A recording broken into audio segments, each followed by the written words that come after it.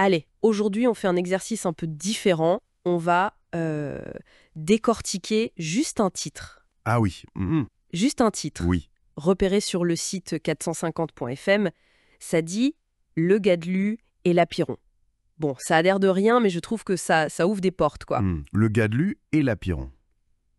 Effectivement, ça pique la curiosité. Alors, voyons voir. Voilà. Alors, on a deux termes qui sautent aux yeux, forcément.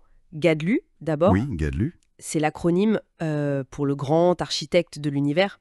On entend ça parfois dans certains cercles symboliques, philosophiques. C'est ça.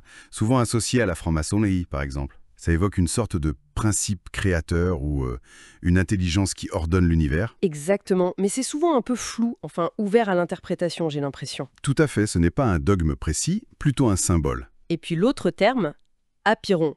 Là, on change complètement d'ambiance, non? Ah oui, radicalement. Là, on part dans la Grèce antique, les présocratiques. C'est ça. Ça sonne plus Hmm. abstrait, fondamental peut-être. Oui, tout à fait. L'Apiron, c'est un concept génial qu'on attribue à Anaximandre. Ça veut dire l'infini, ou plutôt l'indéfini, l'illimité. L'indéfini. Oui, l'idée d'une sorte de substance ou de principe originel, tu vois, sans aucune limite, sans caractéristiques déterminées. C'est de là que tout viendrait. D'accord. Une sorte de matière brute. Encore plus fondamental que ça, peut-être, une sorte de potentialité pure, avant même qu'il y ait des formes, des limites, quoi. Je vois. Et ce qui est vraiment frappant dans ce titre, c'est justement de mettre ces deux idées côte à côte. Oui, c'est ça. D'un côté, tu as l'architecte. Ça évoque un plan, une structure, une intention presque. L'ordre, oui. Exactement, l'ordre. Et de l'autre, l'apeiron, qui est justement l'absence de limite, l'indétermination totale. C'est un peu le chaos primordial, si on veut. C'est vrai que ça crée une tension là tout de suite. L'ordre face à l'infini? Ou alors l'ordre qui viendrait de cet infini? Voilà, c'est toute la question. On se demande ce que l'article de 450.fm peut bien vouloir dire avec ça. Est-ce que c'est une opposition? Ou alors ils sont complémentaires? Ou l'un découle de l'autre? Le titre est un peu comme une énigme, en fait. C'est exactement ça, une énigme philosophique, et c'est pas juste un jeu intellectuel pour passionnés d'histoire de la philo, hein. Non, j'imagine bien. Ça touche à des questions fondamentales qui traversent toute la pensée humaine. D'où vient l'ordre?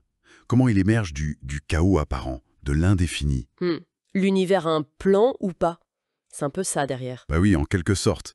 Est-ce qu'il y a une intelligence derrière? Un architecte? Ou est-ce que tout découle d'une sorte de nécessité aveugle, issue de ce fond indéfini, l'apeiron? Ce sont des questions vertigineuses en fait. C'est clair.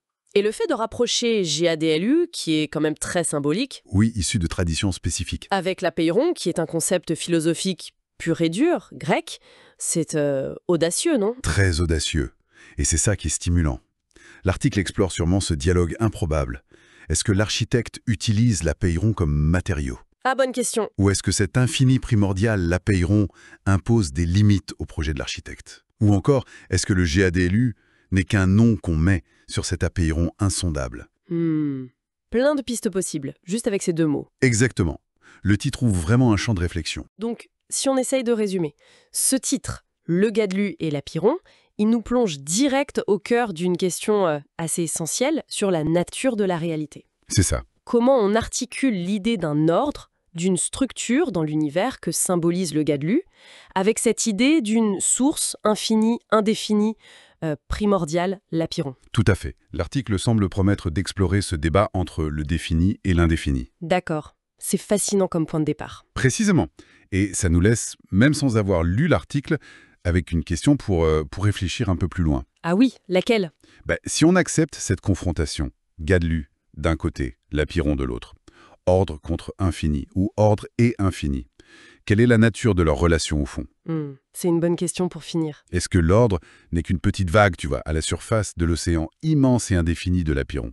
Ou est-ce que l'idée même d'un fond informe est juste une illusion face à la puissance qui structure tout, l'architecte? Explorer cette tension entre la forme et l'absence de forme? Oui, entre le fini et l'infini, c'est peut-être toucher à une des grandes énigmes de notre existence et de notre façon de comprendre le monde.